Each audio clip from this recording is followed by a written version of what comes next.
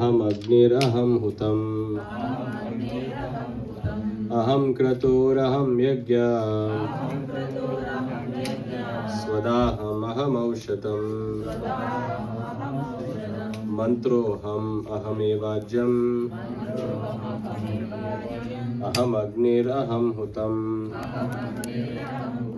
aham kratoraham yajna, swadaham aham aushadam, mantroham ahamevajyam, aham agniraham hutam. Adaji's pros. Aham kratoraham yajna. Aham kratoraham yajna. Sadaham aham aushadam. Mantroham ahamevajyam. Aham agniraham hutam. Aham kratoraham yajna. Sadaham aham aushadam. Mantroham ahamevajyam. Aham agniraham hutam.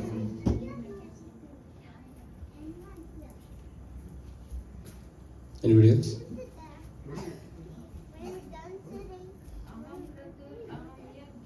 Aham kratoraham yajna. Sadaham aham aushadam.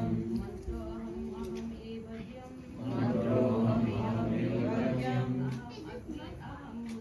Aham agniraham hutam. aham kratoraham yajna. Aham kratoraham yajna. Swadaham aham aushadam. Sadaham aham aushadam. Mantroham aham evajyam. Mantroham ahamevajyam. Aham agniraham hutam. Aham agniraham hutam. aham kratoraham yajna, Aham kratoraham yajna. mantroham ahamevajyam, Mantroham ahamevajyam.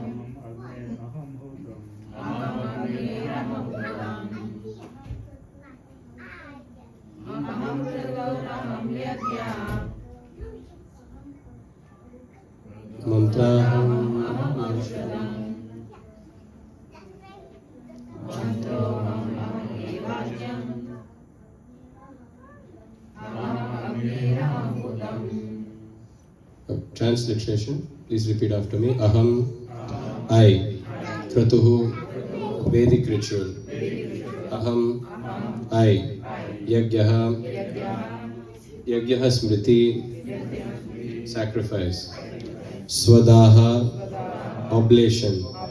Aham, I, Aham, I, Aushadam, healing herb.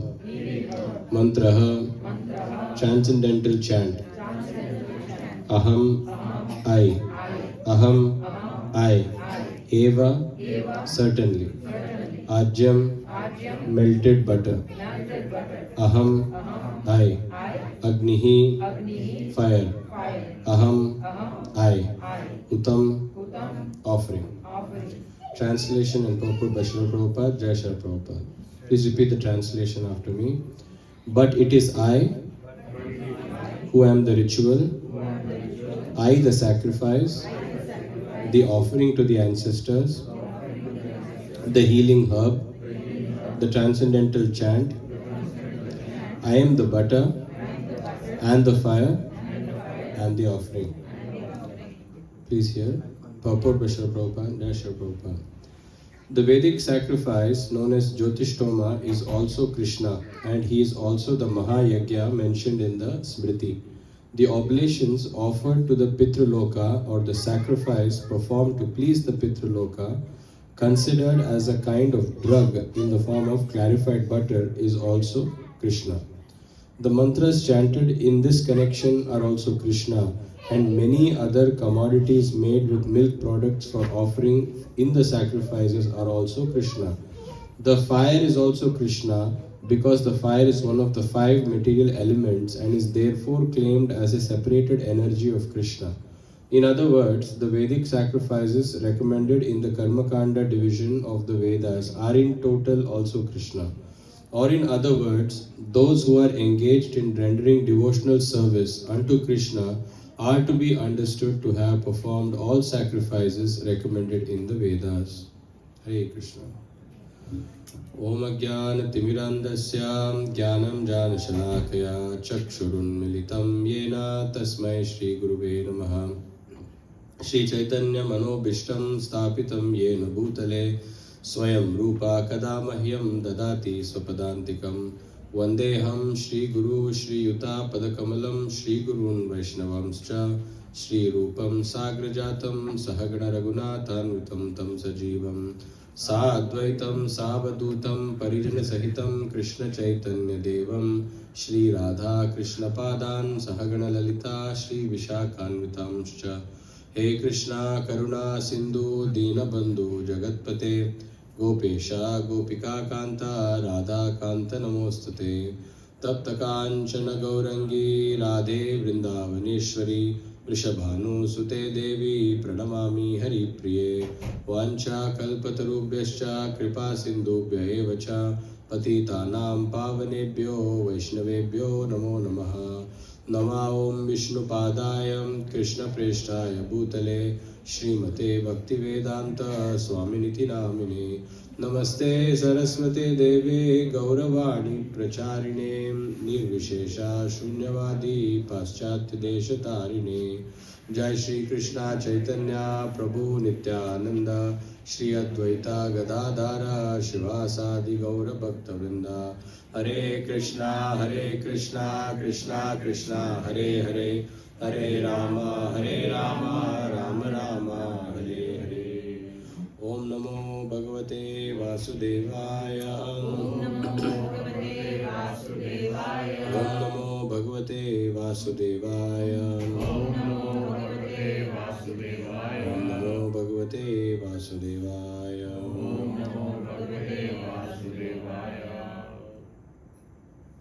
Hare Krishna.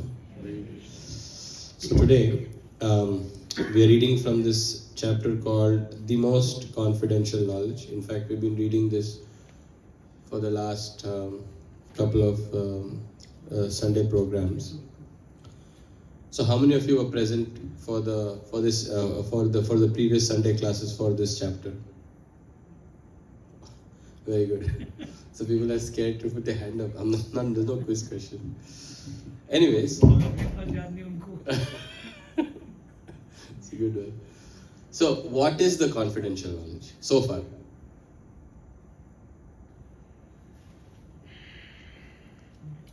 Prabhu, everything is coming over to Krishna himself.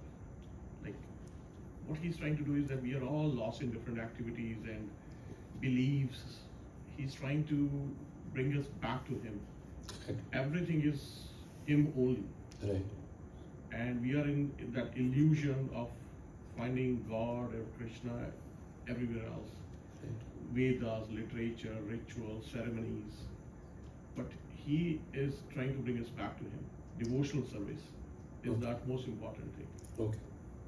Okay. Anything else? Anything else about this confidence? What is this confidential knowledge? Like, what is Krishna trying to say? What is Krishna telling Arjuna? Rather, that's the point. That's the question.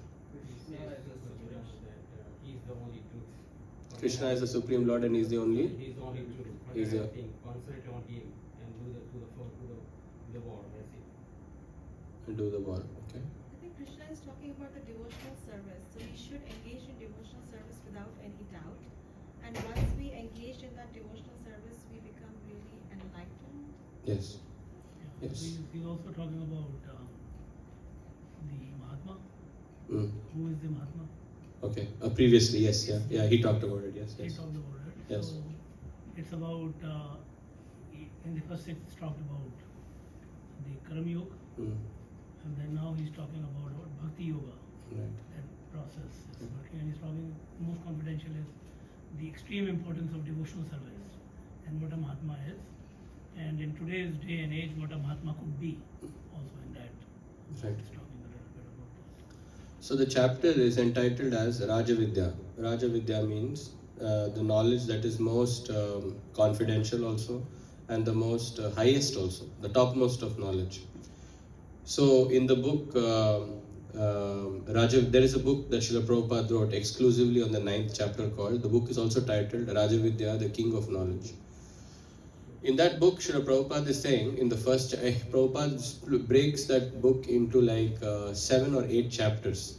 8 chapters, and each chapter is, Prabhupada calls, knowledge of the samsara, or knowledge beyond the samsara, or knowledge given given in the parampara system, and so on and so forth. So Prabhupada says that the duty of every human being is to do Om Atato Brahma Jigyasa, right? To ask, like, to be curious about oneself as to who am I, where am I coming from, and where am I going. So in that connection, Prabhupada gives an example of Srila Sanatana Goswami, who used to be a very, very exalted scholar in those days, in the days of the Nawab, and he used to be a minister in Nawab Hussain Shah's court. We're talking about like 500 years ago in Bengal. And in those days itself, Sanatana Goswami is considered to be a very, very exalted and expert person. He was very good in Persian, he was very good in Sanskrit, he was very good in Bengali, he was whatever you call materially educated, he excelled in all of that. Such a person went to Chaitanya Mahaprabhu and said, people are calling me educated, people are calling me intelligent, but I have no intelligence, I am a fool. Then Chaitanya Mahaprabhu said, no, you are actually a very intelligent person. Why do you think you're a fool? He's saying, because I don't know where I'm coming from, I don't know what I am, and I don't know where I'm going towards. Right? What is the point of knowing everything, but not knowing the basics, that where I'm coming from, what am I, and where am I going towards? What is my role over here? Right?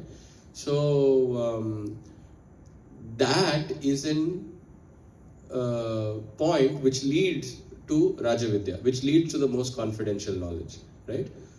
Prabhupada says in that book that you may all have MAs and PhDs and this and that, and you would have been educated with all different kinds. You might have opulences of all different kinds, but at the time of death, all of this is not going to come along with you, right?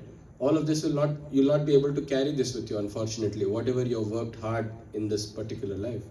So that means that all that knowledge that you worked so hard, like for a person, as far as I understand here, for a person to attain, let's say, a PhD degree, which is considered to be, let's say, the topmost degree, it will take 4 years of bachelor's, couple of years of master's, and another 4 to 5 years of PhD. So we're looking at 10, 15 years of study after already doing 18 years of study, right?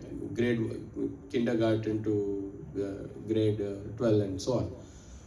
So you've done 18 years plus another 15 years, so close to like 30, 35 years worth of study in your life, and you're only going to live after that for another 10, 20, 30 years at max, and you're going to leave. So 50% of your life you're spent in an education that which you can never carry on, that which you cannot take with you, that which has no use at the time of death. And that is not in, if you look at it in terms of a business, there is no return on investment. Right? You've invested so much time and energy. So that is why Sanatana Goswami is saying that, people are calling me learned, but I am not learned, because I don't know who am I, what am I, where did I come from, and where I'm going towards. And Chaitanya Mahaprabhu said that is a very, very intelligent question, and which is why this whole Rajavidya knowledge is given. So just to give a context, in brief, is that the role of a human being in this material world is to know that who am I. After you know who am I, after you know who am I, then what are you going to do about it? Right? Prabhupada says that in that same book, Prabhupada says that it is not sufficient enough to know just who you are. Who are you? I am not the body, I am the soul. Right? We've all said this multiple times. But once you realize that you are not the body, you are the soul, what next? Right? That is just one platform. You've reached one stage. You're not the body, I'm not the body, I am the soul. Then what? Then this confidential knowledge is what is being imparted by Krishna to Arjuna. So far, from chapter 1 to chapter 8, so many things have been said. We've talked about Ashtanga Yoga, we've talked about Dhyana Yoga, we've talked about Karma Yoga, we've talked about Transcendentalists, we've talked about Impersonalists, we've talked about ghosts and spirits and this and that, different types of worship, different types of sacrifices. So many things have been talked about. Obviously, at this point, the reader of the Bhagavad Gita, which is us, are also confused. So many things have been said about so many things. But what is the essence? What is the essence? What is Bhagavad Gita trying to tell me? Right? What have I understood? What is my question answered about? So at this point, should I do Karma Yoga? Should I do Ashtanga Yoga? What am I attached to? Right? And Krishna spoke about every verse Krishna speaks in Bhagavad Gita is like.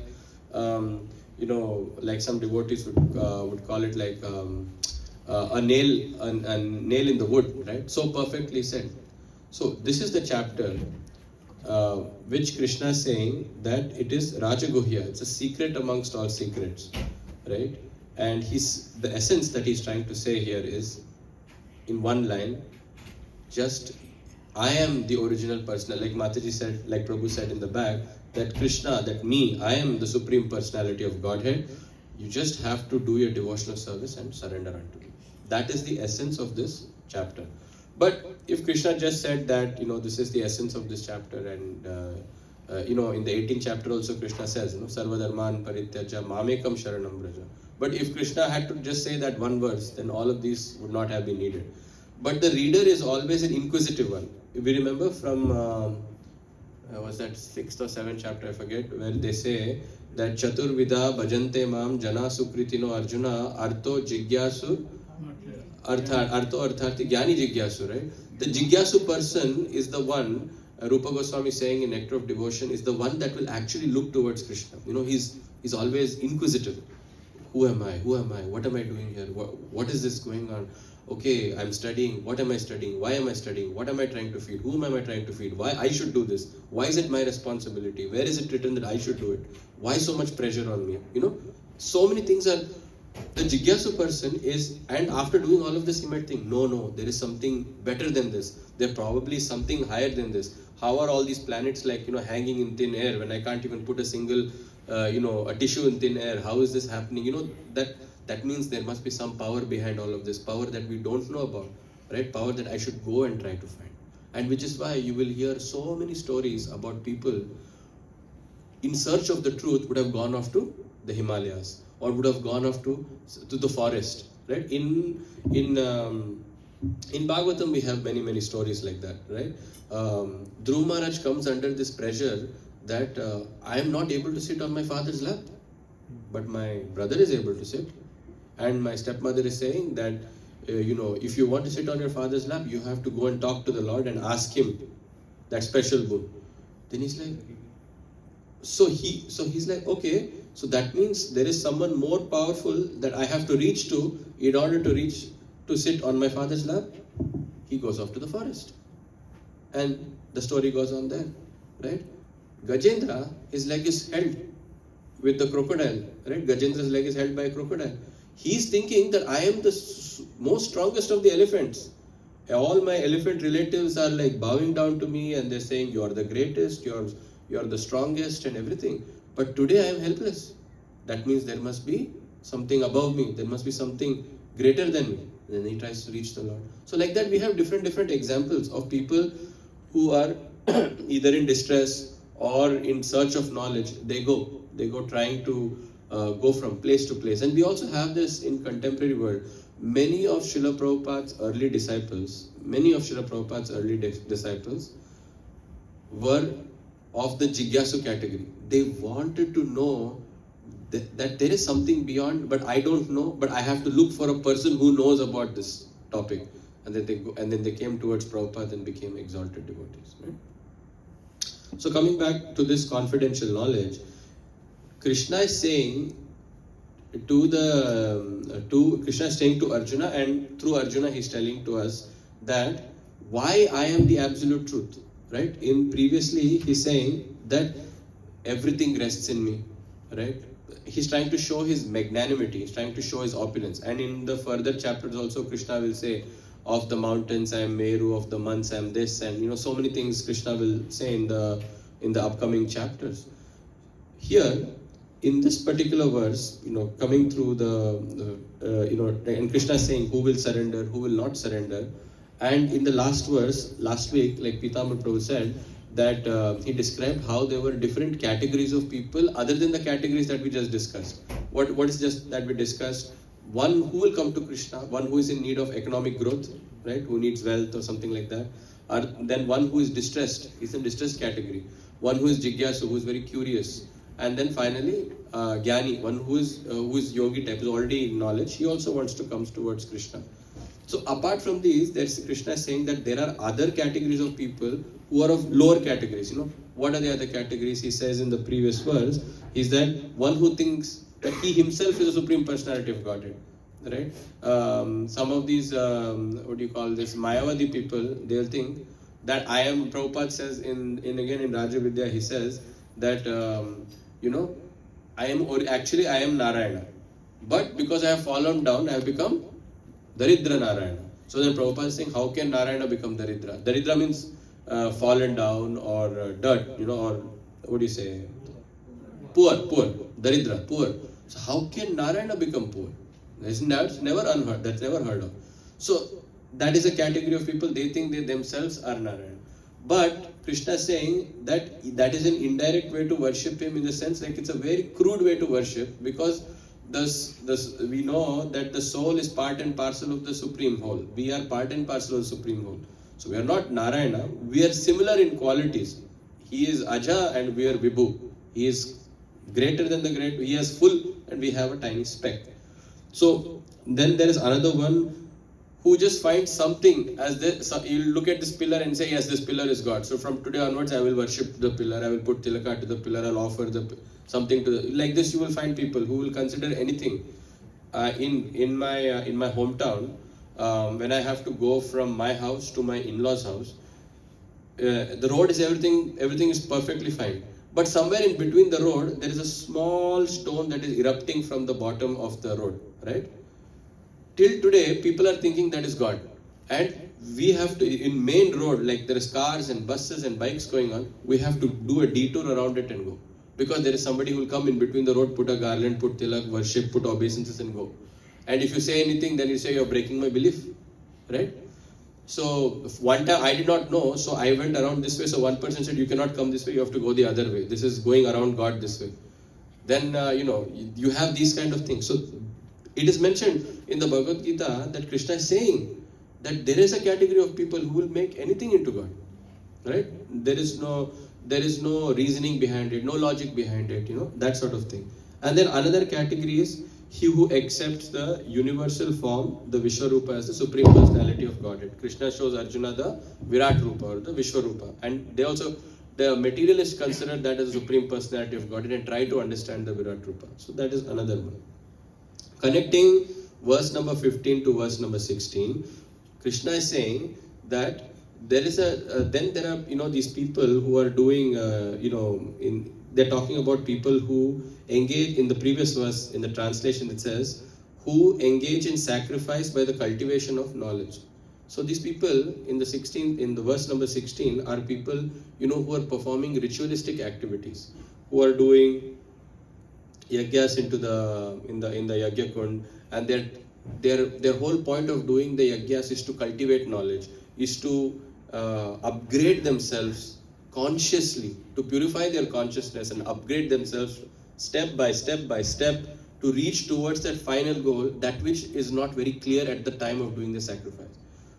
Prabhupada is talking about some sacrifice known as Jyotishtoma, another sacrifice as Mahayagya. What is this? It is meant to elevate oneself from the current condition up to the higher condition, like going up to the heavenly planets or going up to like a more sophisticated type of living, that sort of things. But Krishna is saying that when somebody is doing this yagya, he is the yagya kund, he is the fire, he is the ghee, he is the offering, he is the oblation, he is the mantra, and he is also the goal. Right? Krishna is saying, I am in every part of this yajna, I am present. It is me. But the person doing the yajna doesn't know that. He's thinking that I am doing it. I am saying Om Swaha, and then he's doing, and then something is happening and it's going into the fire. Then it will go. Then he's thinking that all of this will go into the fire. This fire will reach it to up above, and from there I will get the result. But Krishna is saying that from starting to end, it is all me in this process, right? But all of that is there. But the crux, the point in this verse, in the translation, is the last line, right? Where Prabhupada says, or in other words, those who are engaged in rendering devotional service unto Krishna are to be understood to have performed all sacrifices recommended in the Vedas. In the 15th chapter, it is said, Sarvasya chaham hridhi sannivishto matta smritir jnanam apoha vedescha sarver ahameva vedya. What is the point of the Vedas? What is the point of Vedas? What is the point of somebody who reads Vedas? To? Okay. And anything else? What's the point of, going through the Veda? What is the goal of the Veda? Acquire knowledge, I guess. Well, you acquire knowledge, but for what purpose? Huh? To follow whom? Okay. Okay. What is your profession, Prabhu? If I may ask. Pharmacist. Okay. You studied pharmacy. What was your goal of studying? Just to gain pharmaceutical knowledge? That's it. You're happy with pharmaceutical. Why are you going for working? You have knowledge. Why are you not? Your goal of what we're doing. No, we want something, right? We want something. You are doing an IT job, or you are doing some other job because there is a need there that you're trying to get out of. Correct? So Vedas basically how to live. How to live, all of that. But the person going through so much difficulty to do the Vedas, there is a need, and the final need is that he needs to achieve Krishna. That is the need of the Veda. But the person going through the Vedas is blinded. He is not able to see that goal. That goal comes after many lifetimes of practice to reach that goal, because the Veda is not a simple subject matter to understand or to digest and get and to know. So it may take lifetimes for somebody who's studying and doing all of this to know that Krishna is the goal of the Veda. Right? Krishna is saying in 15th chapter that Vedescha sarver ahameva vedya, that I am the final goal of the Vedas. Vedanta krit vedavit eva chaham. Right? I am the conclusion of the Vedas. Right? This is not known by a practitioner of the Vedas. That might take lifetimes to go ahead and do it. While doing the Vedas, that person might get deviated into karma yoga. That person might get deviated into jnana yoga. That person might be deviated into doing lots of sacrifices, thinking that this is the way to go towards it. Sure, slowly and steadily, and maybe surely also, with great difficulty, after many lifetimes, he will come to the understanding that, the goal of the Vedas is to understand Krishna. One more, live example. If you all have been watching the news recently, there was this young Brahmana boy in India who recently achieved a very prestigious thing of chanting the Shukla Yajurveda about 5 days straight, and so many verses, some thousands of verses. 2000 verses, 50 days. 50 days, is it? 5 days or 50 days? 50 days.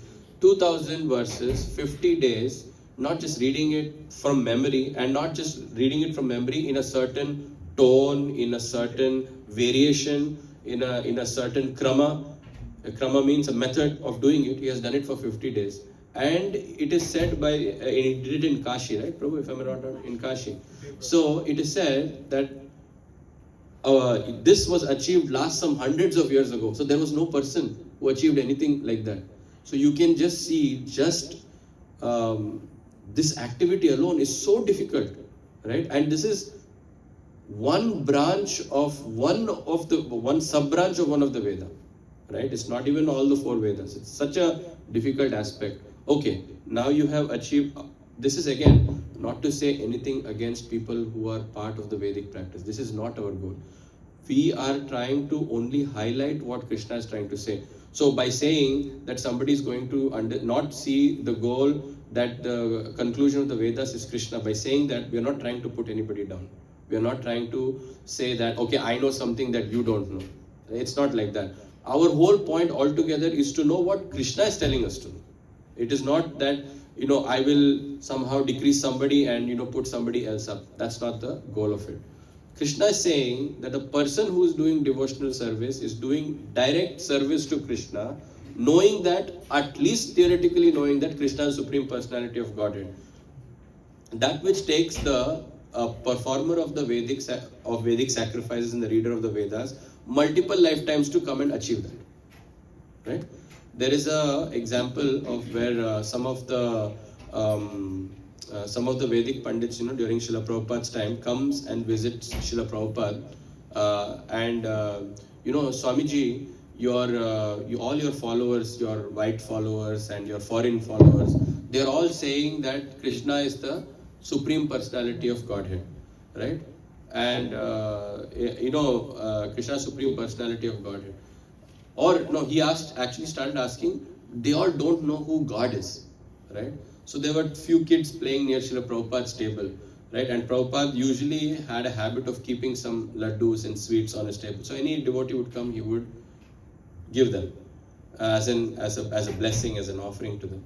So Prabhupada looked at one of the child, and one of the child looked at Srila Prabhupada's eyes made a contact, and Prabhupada just touched the table, the laddu box or the laddu jar, and immediately that person got excited that, I'm going to get some sweet.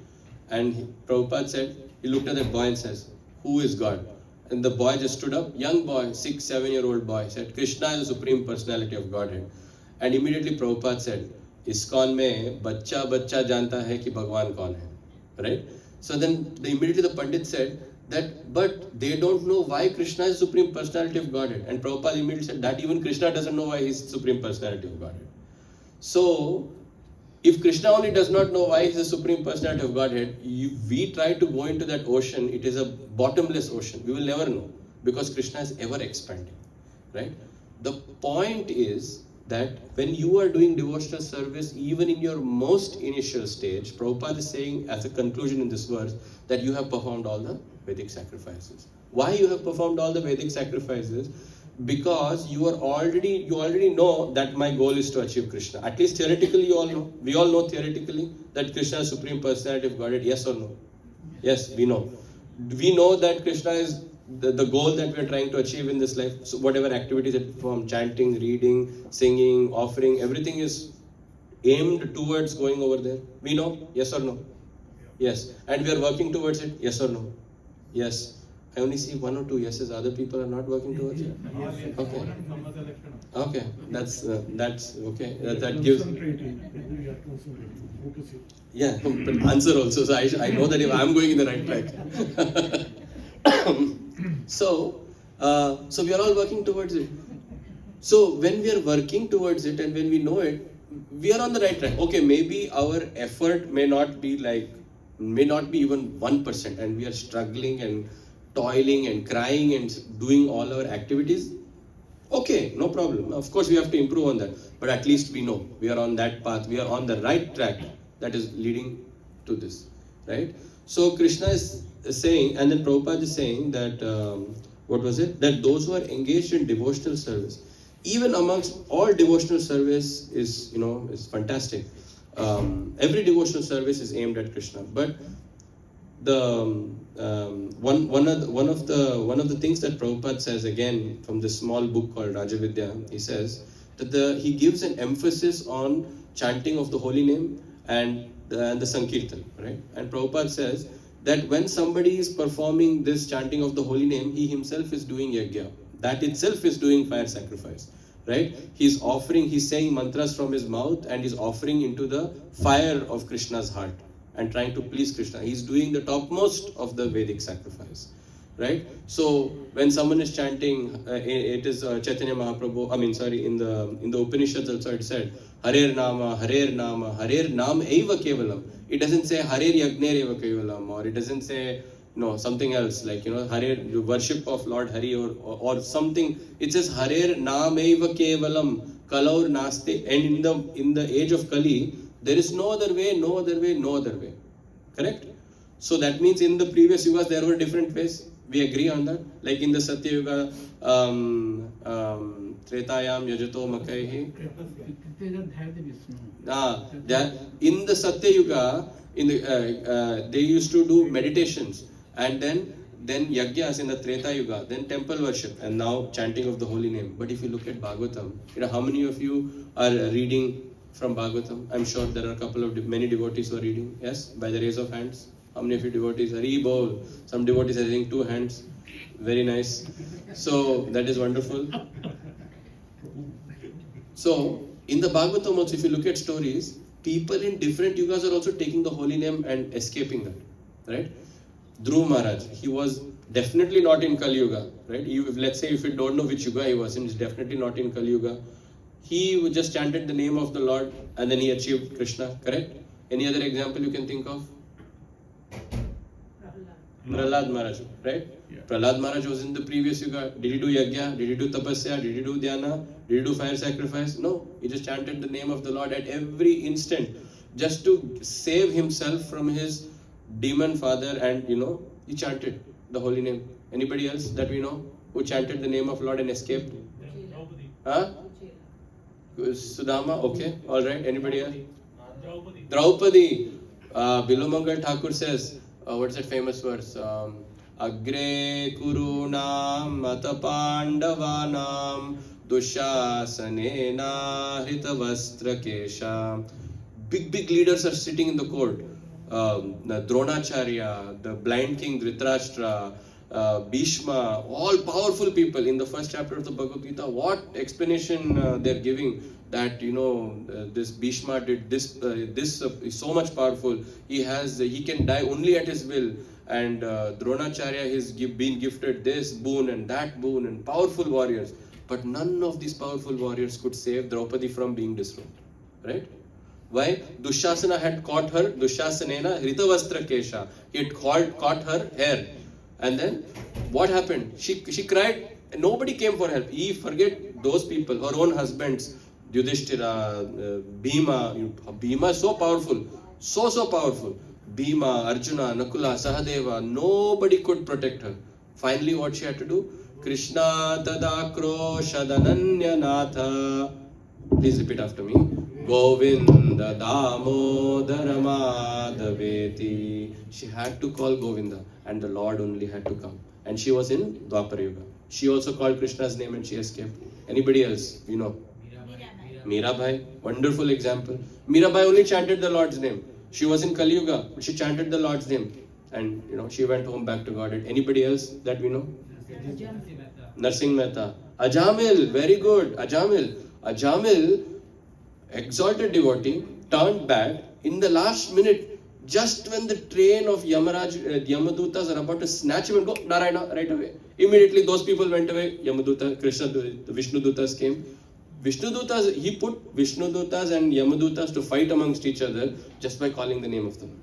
Just last minute, just when the ticket was about to go, escaped. So some devotee was saying, Prabhu, Ajamil ka जीवन बहुत अच्छा है, सब कुछ किया, फिर अंत में नारायण बोला भाग गया, right? अपने बच्चे का नाम Narayan.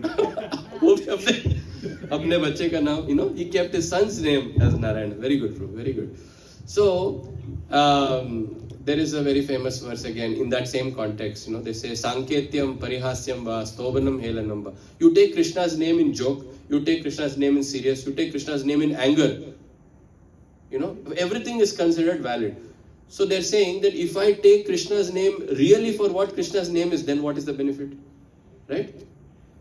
We all are on this side of the platform where we know that the value of what Krishna's name is. We might not have realized it, that's another story. But we know. We know that Krishna is Supreme Personality of God. And we know that Krishna's name has so much power. We are reading Bhagavatam every day. We know. Right? Practically we know. I remember one more story that comes to my mind. There was this one Sadhu Mahatma in India. So he was saying that I had gone to Gujarat to give a katha.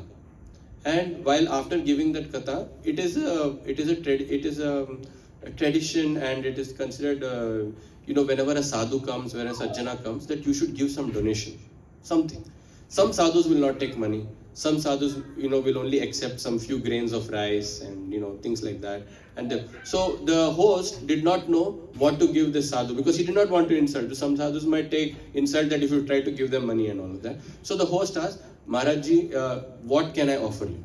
Right? You have done Katha. So Maharajji said, whatever you want, you give. Whatever, yata yogya, yata shakti, whatever you give, I will accept it. I have no particular want. So then Sadhuji, you tell me, Maharajji, you tell me what I can give you. Then he said, okay, since I've come to Gujarat anywhere, can you please arrange a trip for me to Dwarka? I'll go see Dwarka Dham and come back. And that person said, okay, no problem. He immediately called his servant. His servant's name was Ramji Lal. So he said, Ramji, take these devotees take these sadhu mahatmas to Dwarka and bring them back safely. And he gives them some money. Take them, go nicely. So they all go into the bus depot, and then they were trying to get into the bus. And you know how bus depots in India are like very packed. So the sadhus and mahatmas, they got into the train, but this Ramji who had the money, he was not. He could not get into that bus. So then he told the sadhu mahatma from the window, don't worry, I will be sitting on top of the bus. In India, this all happens. If you're not able to relate, I'll try to break it down. He climbed on the bus and he sat there. And bus means not double-decker bus. There is no seat there. It's open air. He's sitting over there where the luggages are. You don't worry. I will take care of everything. The sadhu mahatma said, okay, no problem, and said. So the ticket collector came. He said, okay, where to? He said, Dwarka. Then he said, give me money. He said, I don't have money. He said, who has money? Ramji has money. Right? And then he said, he looked up. He said, Ramji. Then that person thought, sadhu, saffron clothes, sadhu mahatma, Ramji, oh, Jai Ho. So then they reached Dwarka. And when they reached Dwarka, the sadhu mahatmas came out. This Ramji also got down from the top. And then he said, Maharajji, please take this money. And he took out some money and he gave it to this Maharajji. And he said, please take the money. He said, why are you giving me the money? Then he said, how did you pay the ticket collector? He said, no, he asked me where the money is. I said, Ramji has it. Then he looked up and then he did not say anything. And then he said, then the Mahatmas, how did you come? Did you pay? He said, I didn't pay because they never came up. Right? So the Swamiji immediately offered obeisances to Ramji. And he asked, why are you paying obeisances to me? I am a servant. You are Mahatma people. And he said, the Nakli name of Lord Ram means not really taking the name of Lord Ram. It brought a person from Ahmedabad to Dwarka. If I took the original name of Ram, I would have gone home back to Godhead. Is it true? We understood? I don't know if I was able to put it right. He just took the name of Lord Ram. Actually, it says that this person, the Ramji is sitting on the top. And just by taking his name, I traveled free from one point to Dwarka. To Dwarka. Okay, can you hear me? To Dwarka. But if I took the original name of Lord, that means the Shastra is correct. If you take the original name of Lord, it can take the person home back to Godhead. Is it true or is it true? True, no? So Prabhupada is saying that the power of the holy name is so strong that even in the material world such things happen, So imagine if you had really... Yeah. The power of the holy name, we are all situated here. This is where we stand. If we are chanting without even hearing, we are chanting because somebody is telling us to chant. We are chanting because if we see that person someday, he will ask, Prabhu, how many rounds are you chanting? Did you chant today? To save our face, we are chanting. Yes or no? No, people are not saying anything here. You want to save our face? Yeah, save our face, right? So the idea is that we are in the situation. If we little bit take it seriously, we are on a high-speed track towards Krishna.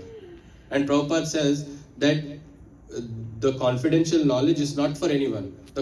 This chapter, confidential knowledge, is for devotees. Because devotees know that Krishna is the Supreme Personality of Godhead. Again, theoretically. But if you practice it, it is like bullet train towards Krishna, going home back to God, right? In this same rhythm, today is also the Vyas Puja, or the appearance day of one of Srila Prabhupada's most exalted, powerful devotees, right? His name is His Holiness Sri Radhanath Swami Maharaj. Radhanath Swami Maharaj, Avirbhav Mahotsav ki Jai. So I was requested to speak little bit of Radhanath Swami Maharaj. So in the same rhythm as the shloka, I'll try to glorify Maharaj a little bit. Although I never met Maharaj personally. I've only seen Maharaj from at least like 20-30 feet away, and that has been my closest encounter with him.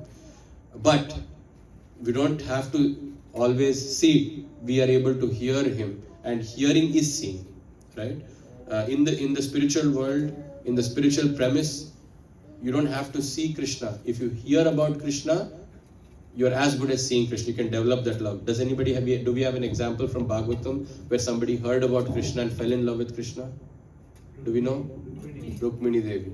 She never saw Krishna. She only heard about him, and then she became in love. So similar, in that same way, Radhanath Maharaj comes under, although Radhanath Maharaj is a very exalted devotee, but before he came to Krishna consciousness, Radhanath Maharaj is a true example of the Jigyasu category. A person who was very, very, very curious, and actually a person who set out to find who is God and where can I find him and how do I find him. So back in the 60s and 50s and all of that, whenever the Western person thought that we have to find Krishna, not Krishna, we have to know about God, the only place that clicked to their mind was Himalayas. Radhanath Swami Maharaj walked all the way from America, through Europe, walked through the deserts of Afghanistan, Pakistan, Nepal, and finally came to Himalayas, just in search of God, just in search of how do I achieve that place. That in itself should tell you what is the determination that this particular devotee had. The determination to seek God was so intense that he was ready to walk through these places. Right? Obviously, it was said that Maharaj was, hitchhiking. And Maharaj also was born in an era where there was all these wars happening, racism happening, and all of that. So he wanted to rise above all of this, right? Rise above all of this and go. Anyways, fast forward, he had gone to Himalayas. He met many mystics and sadhus, many of whom which we have only heard of. Maharaj has been in practical association with them. These people who have been practicing different types of Ashtanga yogas and so many mystical things for years together. Maharaj was in their association. And eventually at one point, by the will of the Lord, it is said that when the devotee is very curious to know about the Supreme Personality of Godhead, the Lord arranges a meeting between the disciple and the spiritual master. Right? And that is how Radhanath Maharaj met Srila Prabhupada, and he accepted him as a spiritual master. And such a humble personality that the word humble is put to shame in front of Radhanath Swami Maharaj, if you put that word next to him. So humble, being such an exalted person, Maharaj's main temple where he established a lot was Bombay in Chowpatty. Right? Chowpatty is a place in Bombay, and that is where Maharaj started, preaching and bringing devotees in. There was a time in that temple, I don't know how many of you have visited Chowpatty, but now it's a very beautiful temple, nice wooden flooring, wonderful altar, and all these comforts and wonderful things are there. And Maharaj said that if you consider this as the altar, there would be a curtain, and Maharaj would be sleeping on this side of the curtain, the Lord would be sleeping on the other side of the curtain. They had only that much space, right? And then one or two other brahmachari disciples. From that place to preaching so much, and today Maharaj has disciples all over the world who can provide him all sorts of comforts, and just without even Maharaj asking a lot of people, but Maharaj doesn't accept any of that.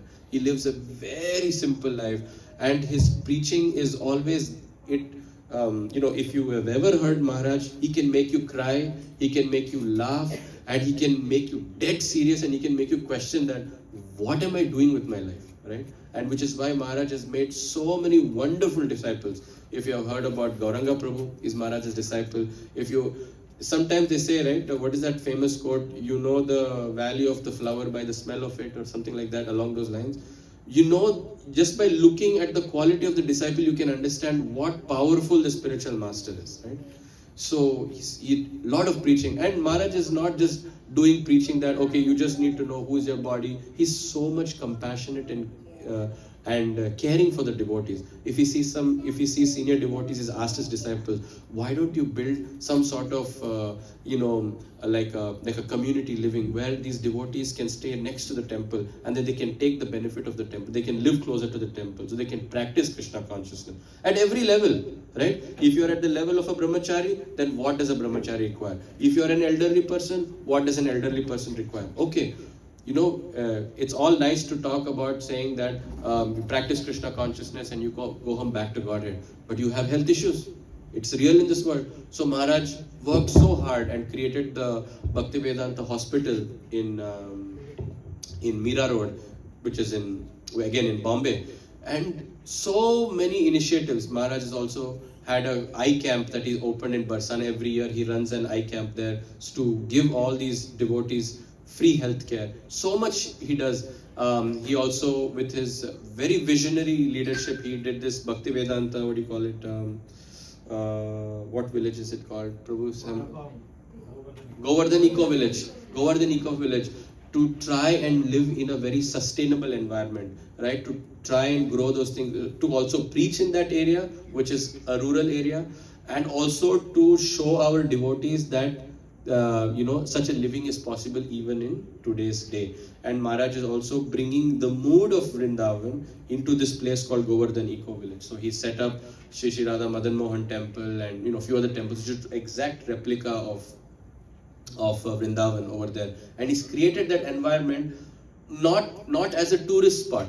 He's created that environment so that devotees go there, like senior devotees. Okay, you're retired. Okay, sometimes it so happens that elderly people after retirement don't know what to do because they've been working for 40, 50, 60 years of their life, and after that one day, all work is done, you're sitting at your home, you don't know what to do, right? So he has created a place where devotees can go, take advantage of, learn the scriptures, be in the association, do some service, and live in a very very serene and nice environment.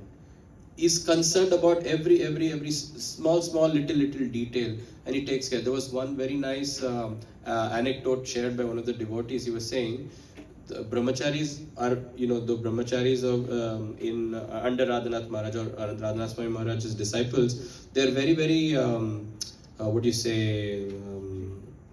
No, not that. They're very fired up people, right? And they will cook big feasts for everybody, but they themselves eat very little. They're trying to practice and they're trying to follow the Krishna consciousness very nicely.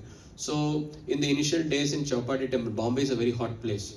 So these Grihastha devotees or these householder devotees would take, I've been to Bombay recently and I know the pain of traveling in Bombay, take this train from this place and that train from that place and here to there and walk from here, like it's a nightmare. So these devotees somehow go stay in one end of the place and travel to the other end and reach the temple. And when the devotee is giving a class, they are dozing off, they're sleeping. So the brahmacharis are, they were concerned and, but they would try to say, Prabhu, you should not sleep during class. Prabhu, wake up. If you're talking about Krishna, what you're doing, you can't sleep like that. Already you're in hell, you'll go further down to hell. And they would, try and pressurize this devotee.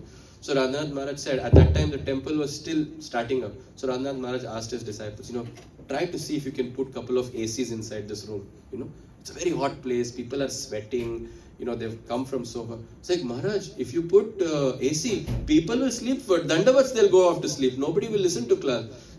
Maharaj said that these people are doing more sacrifice than you people. What are you people doing? You people have wonderful facility. You wake up, you walk 2 meters and then you get your temple, your deities, and you do your service and then you walk away and you wake up and you sleep. You get prasadam exactly at 6 o'clock. 7 o'clock you will read Krishna book. 7:30 you will go home. You will go back to sleep. Again morning you'll wake up at 3 o'clock. These people, they're taking 3 trains going from point A to point B, working, toiling in that heat and again coming back, going to their home, changing, dressing up, bringing their family and coming here. Even if they're sleeping in the temple, let them sleep peacefully, but they're sleeping in Krishna's place. And from here they will go home back to Godhead. So Maharaj is so concerned that with every devotee, with every person who has not, it is very difficult to come in touch with Radhanath Swami Maharaj because he's such a humble soul that he will come, he will stay, he will create that aura, and then he will just walk away from that place. He's not there.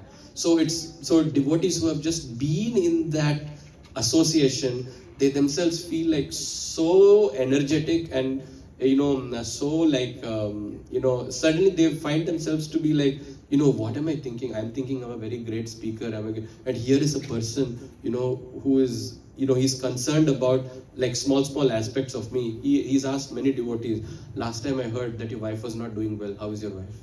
Right? For somebody to hear from a sadhu mahatma, it might seem like, I thought we're supposed to be very spiritual and we should be rise above this husband, wife, son, daughter thing. But he's so concerned. He asks, how is your father? How is your mother? How are things going on? He connects to every soul at different levels. Maharaj also has a very good name for trying to preach the celebrities. Maharaj has wonderful way he tries to preach the celebrities, wonderful way to preach the normal people, wonderful way to preach Westerners, Indian people, and very it is our misfortune that we are not able to get Association of Maharaj in Canada. At least I've been here for a couple of 10-15 years, and Maharaj has not come here, but I've never really had the opportunity to get, but hopefully sometime in the future, if I have Krishna's grace and Srila Prabhupada's grace, we'll would love to meet Maharaj and be in his presence. It is said in Vidura says in 3rd canto that the great devotees are like all of us go to Ganga, Yamuna and Saraswati to wipe away our sins, but great devotees are like these moving tirthas. They will go into the place of tirthas to clean up the tirthas itself. They have that much power that they have. So my glorification is very limited on Radhanath Maharaj. He's an unlimited devotee. I'm a very limited person. Limited cannot glorify the unlimited. We should request all the devotees to read about Bhagavad Maharaj's Yes. journey, Yes. Journey Home, Yes. which is the first part. The first part. Right. Read it online, buy the book. It's a very, that story changes you a lot. Yes. There is a book called The Journey Home, and then there's a second part to it. But the first part was New York's best seller. It is a story about how Radhanath Swami Maharaj came to Krishna consciousness. All the story I told, how he hitchhiked from point to point to point, and it's given in a bit of very nice detail. Lot of not just devotees, general masses have read this book, and it has changed their lives. It has changed their perspective to see what how to achieve the Lord. So Maharaj is changing lives in in not dozens, in thousands is changing lives till today. So this is our humble glorification of Srila Radhanath Swami Maharaj. Srila Radhanath Swami Maharaj ki jai, Srila Prabhupada ki jai, Ananta Koti Vaishnavinda ki jai, Gaura Premanande. Hare Krishna. Hare Krishna.